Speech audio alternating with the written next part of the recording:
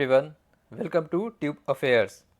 इस वीडियो में बात करेंगे बैंकिंग फिनेंशियल अवेयरनेस 16 से 30 नवंबर तक का। और 1 से 15 नवंबर तक का बैंकिंग फिनेंशियल अवेयरनेस आया था कुछ ही दिनों पहले आपके एसबीआई पीओ मेंस एग्जाम के पहले। तो एसबीआई पीओ मेंस में जो करंट अफेयर्स पूछे गए हैं उसका वीडियो मैंने नहीं बनाया है। बहुत सारे क्वेश्चंस मतलब मिस इन्फॉर्मेशन और पूरे नहीं मिल पाया, और जितना भी मिला मैंने कीवर्ड्स देखा उससे कुछ 16-17 मैंने कराए थे आपको, और बैंकिंग अवेयरनेस के सारे थे जो मैचिंग हुए थे स्टैटिक और फिनेंशियल अवेयरनेस बैंकिंग के। तो आप अगर रेगुलर वीडियोस देखेंगे तो आपको पता चलेगा। और आरबीआई मेंस के लिए करंट अफेयर जनरल अवेयरनेस का भी सीरीज आएगा बाकी के वीडियोस, क्योंकि वो साथ में ही चल रहा था एसबीआई पी और आरबीआई असिस्टेंट मेंस के लिए। तो 4 वीडियोस आ चुके हैं, उन्हें आप ज़रूर देखें। चैनल को ब्राउज करते वक्त, स्क्रॉल करते वक्त आपको सारे वीडियोस दिख जाएंगे। तो इसमें हम बात करेंगे बैंकिंग फिनेंशियल अवेयरनेस 16 से 30 नवंबर तक का। स्टार्ट करते हैं। फर्स्ट क्वेश्चन है, एडीबी यानी कि Asian Development Bank approved amount for Greenway carbon credits gender finance project of how much amount. तो एशियाई विकास बैंक ने ग्रीनवे कार्बन क्रेडिट्स के लिए जेंडर फिनेंस प्रोजेक्ट के लिए कितना अमाउंट अप्रूव किया है, लोन अमाउंट। इसका आंसर होगा option A 6.5 million dollar. 6.5 million dollar approve किया है एशिया विकास बैंक ने Greenway carbon credits gender finance project के लिए। ADB approved loan amount to Greenway Grameen infra private limited. ये बेसिकली है जो smog fuel carbon emission, carbon dioxide emission को कम करने के लिए, इसका नाम ही है ग्रीन प्रोजेक्ट। इसके लिए एडीबी ने अप्रूव किया है ये loan amount 6.5 million dollar. The loan has also include climate innovation and development fund CIDF। और ये चीज़ शुरू हुआ था 2021 में ग्लोबली।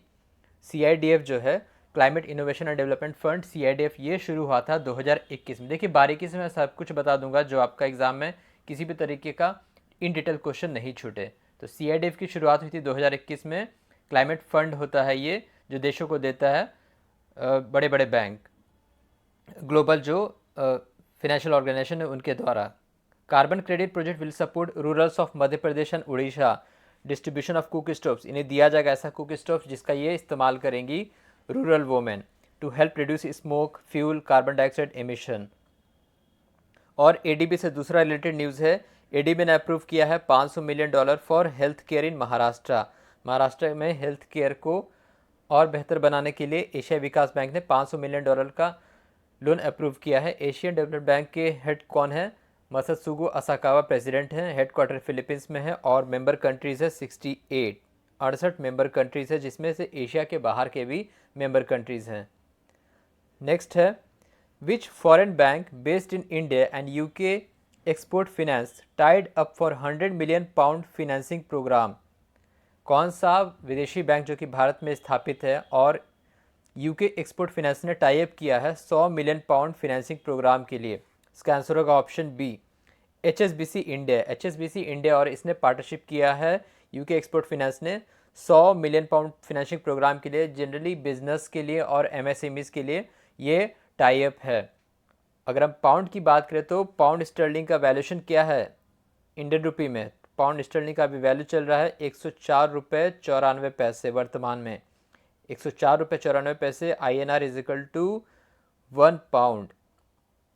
और HSBC बैंक, इसके HSBC इंडिया के हेड कौन है? हितेंद्र दावे। हितेंद्र दावे इसके हेड हैं। इसकी शुरुआत हुई थी 1853 में। Hong Kong and Shanghai bank cooperation, HSBC bank. Next है, recently RBI added how many unauthorised forex trading platform entities in alert list. कितने अनऑथराइज्ड ट्रेडिंग प्लेटफॉर्म एंटिटीज को अलर्ट लिस्ट में RBI ने डाला है? इसका सही आंसर होगा ऑप्शन सी 19। कुल 19 unauthorised forex trading platform entities को अलर्ट लिस्ट में डाला है। इसके साथ साथ जो टोटल हो गए, अब टोटल 75 हो गए हैं RBI के, मतलब इस लिस्ट में, अलर्ट लिस्ट में। यानी कि ऐसे एंटिटीज़ को अब रिस्ट्रिक्ट किया गया है कि वो फेमा में डील नहीं करें, फॉरेन एक्सचेंज मैनेजमेंट एक्ट और इलेक्ट्रॉनिक ट्रेडिंग प्लेटफॉर्म में भी डील ऑपरेट नहीं करें। ETP और फेमा में ऑपरेट करने से रोका गया है इन सभी एंटिटीज़ को फॉरेक्स ट्रेडिंग के लिए। तो अलर्ट लिस्ट का इसका आंसर होगा 19, और इसको एडअप करके अब टोटल हो चुका है RBI के अलर्ट लिस्ट में टोटल 75, 75। नेक्स्ट है, NPCI national payment corporation of India instructs payments app to deactivate inactive UPI ID by which date. तो जितने भी इनएक्टिव यूपीआई आईडी हैं उनको डीएक्टिवेट करने के लिए कब का तारीख दिशा निर्देश दिया है एनपीसीआई ने। इसका आंसर होगा ऑप्शन डी 31 दिसंबर 2023, 31 दिसंबर 2030। ये ऐसी यूपीआई आईडी हैं जो कि इनएक्टिव रहे हैं पिछले 365 दिन या उससे ज़्यादा।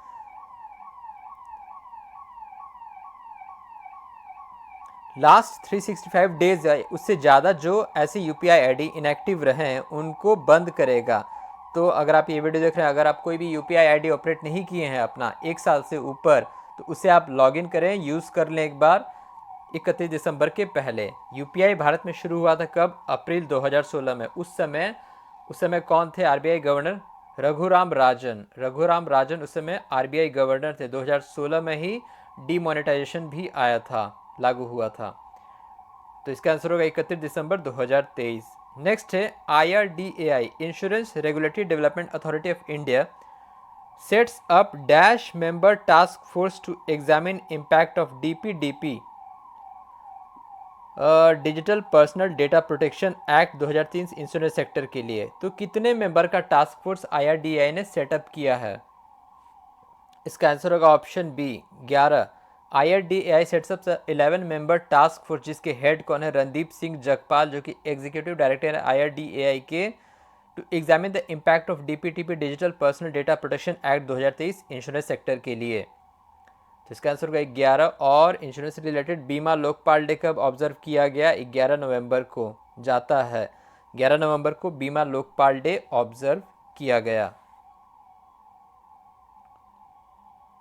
नेक्स्ट है सेबी यानी कि security exchange board of India reduces minimum issue size for zero coupon zero principal instrument to how much amount. कितने पे इसको रिड्यूस किया है? इसका आंसर होगा ऑप्शन सी 50 लाख। 1 करोड़ से 50 लाख इसको रिड्यूस किया है सेबी ने, security exchange board of India, for zero coupon zero principal instruments. SEBI also approve to reduce application size of ZCZP यानी कि यही चीज़ है, जीरो कूपन जीरो प्रिंसिपल के लिए जो एप्लीकेशन साइज है इसको 2 लाख से घटा के 10,000 किया है। और सेबी के चेयरमैन कौन है? मधाबी पुरी बुच। नेक्स्ट है RBI restricted which insurance company for lending user e-com and Insta EMI credit card. ये किया है बजाज फाइनेंस को रिस्ट्रिक्ट किया है आरबीआई ने। नेक्स्ट है India approved dash for investment in IT hardware sector. तो भारत सरकार ने कितना अप्रूव किया है? $360 million for investment in IT hardware sector. Insurance ombudsman dispose dash of complaints in physical year 23, 92.28% of complaints. Insurance ombudsman ना कि banking ombudsman, ये आपको ध्यान रखना है। इतना डिस्पोज किया है 92.28% जो कॉम्प्लेन हुआ है इसको रिजॉल्व किया है इस वित्त वर्ष में। नेक्स्ट है ADB granted loan of $170 million for Kochi's water supply services.